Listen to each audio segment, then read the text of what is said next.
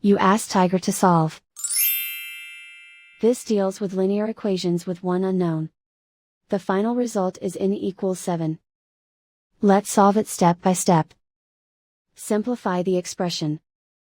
Expand the parentheses. Simplify the arithmetic. Group like terms.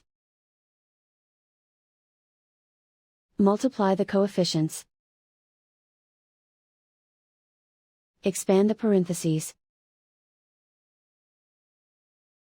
Group like terms. Simplify the arithmetic. Group all constants on the right side of the equation. Add 7 to both sides. Simplify the arithmetic.